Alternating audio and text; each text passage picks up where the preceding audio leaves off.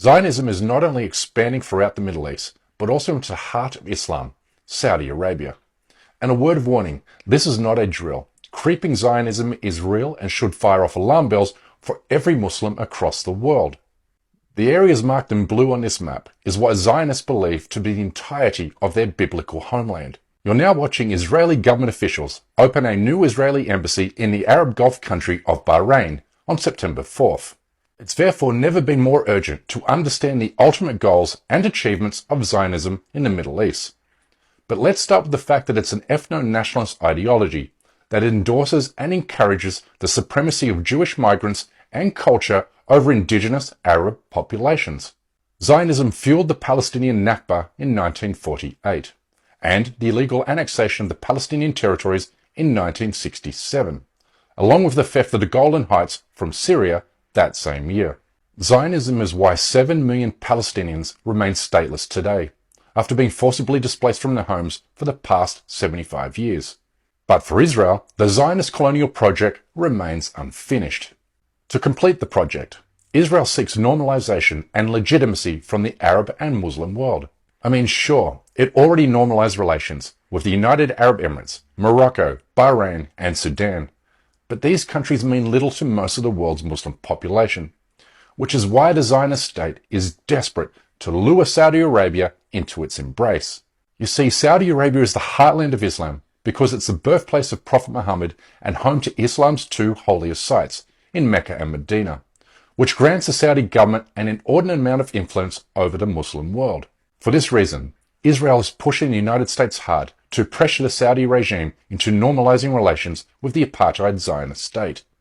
The Israelis believe, whether rightly or wrongly is irrelevant, that if they can get the land of the holy mosques, the land of the Prophet Muhammad sallallahu alaihi wasallam, the land of Mecca and Medina, to come out and say, we recognize the legitimacy of Israel over the lands that it has taken from the Palestinians, then the Israelis will turn around and say, look, the followers of your Quran, the followers of Islam have said that we are legitimate, that these lands we took, we didn't take them illegally, that they've recognized us now. And Israel believes that if Saudi Arabia normalizes, the Islamic element of the issue gets put to bed. I think they're wrong in this, but they believe that Saudi Arabia would be the end of this idea of Islamic Palestinian cause.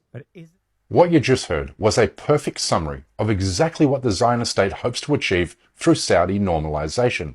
Israel aims to strip the Islamic solidarity element away from the Palestinian liberation cause, which will leave the Palestinian people isolated and adrift, leaving them forever at the mercy of their Zionist overlords. Clearly, this is another dangerous and desperate moment for the Palestinian people, given Saudi Arabia is the biggest prize in the Muslim world.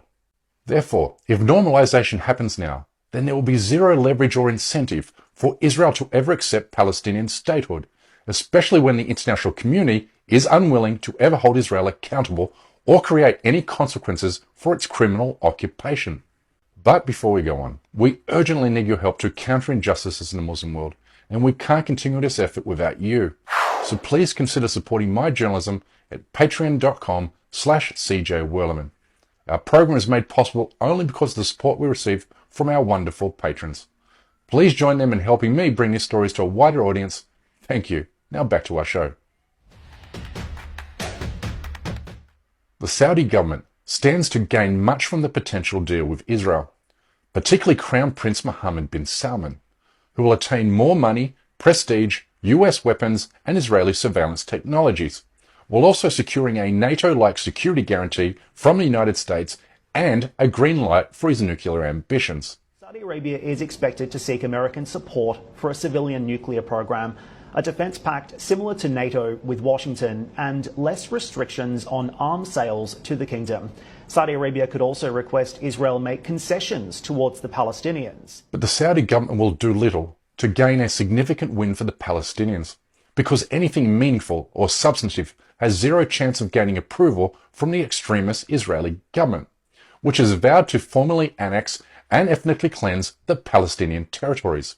So it should be patently obvious that the Saudi government should normalize the Zionist regime and welcome it into the Middle East on one condition only: that Israel ends its criminal occupation of the Palestinian territories, full stop. But that's not going to happen, because the Saudi and Zionist regimes have become inseparable, having carried out clandestine and semi-open relations with each other for several years now. The growing influence of Zionism in the heartland of Islam is plainly obvious to those who have been paying attention.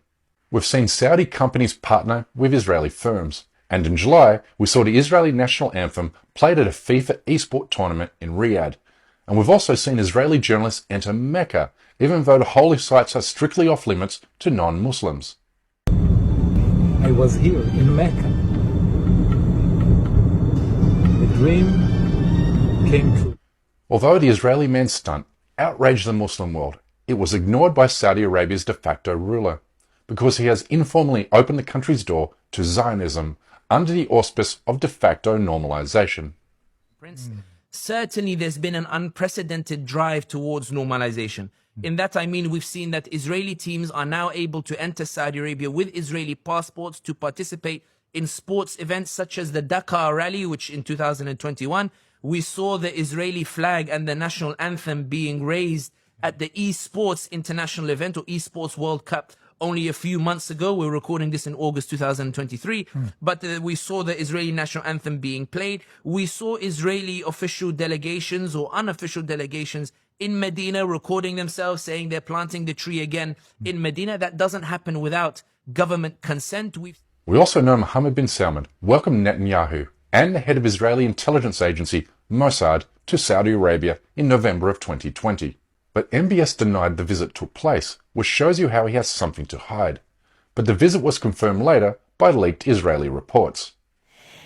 Now, to a story with conflicting reports. Saudi authorities are denying reports in Israeli media that Prime Minister Benjamin Netanyahu secretly flew to Saudi Arabia on Sunday in what would be the first trip by an Israeli premier to the kingdom. He's reported to have met Crown Prince Mohammed bin Salman. Now think about everything that has happened within Saudi Arabia since Netanyahu's visit 3 years ago. Well, the Saudi government has scrubbed schoolbooks of anything that's critical of Israel, which means Saudi children are being taught the twisted Zionist version of history on Palestine. And all the while MBS has jailed and executed Islamic scholars, clerics and activists, because MBS aims to put Saudi nationalism over and above Islam. The first target was Salman al-Auda, a renowned Muslim scholar with a large social media following. In the early hours of September 10th, he was arrested from his home and accused of inciting people against the kingdom's rulers. Since then, dozens of professors, preachers, lawyers, women's rights activists, economists, business people, and journalists have been locked up as the crackdown grew wider. Under MBS's rule, Saudi Arabia is moving away from its Islamic heritage and moving towards becoming a quasi-European state, which mirrors the way Israel sees itself in the region too. This explains why Riyadh is looking more and more like Tel Aviv than other parts of the Muslim world. Just a few years ago, all this would have been illegal. Public entertainment was banned, and unmarried men and women were not allowed to socialize. Saudi Arabia, for all the time that I've known it, until about the last 5 or 6 years, has been a society where public space was ruled by religious police. What I found so hard to grapple with was just how normal it all felt. I don't understand how you can live with one set of values and then supplant them with another as if nothing had really happened. As custodian of Islam's holiest sites, Saudi Arabia holds a unique leadership role in the Muslim world. But MBS is essentially putting distance between the Palestinian liberation cause and the rest of the Islamic world by moving his country further away from its Islamic roots. You see, Islam has been a rallying call for Muslims against the criminal Israeli occupation of Palestine and Islam's third holiest site, Al-Aqsa Mosque. Tragically, however, the Saudi Crown Prince would rather make friends with the United States than Israel, because they offer him greater power and prestige. This is how Zionism has taken root in the Islamic heartland. This is how the dream of Palestinian liberation dies. And this episode is another reminder for why we must give our full-throated support to the Boycott Israel campaign.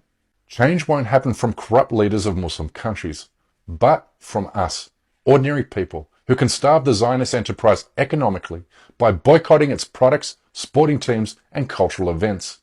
Anyway, that's my time for today.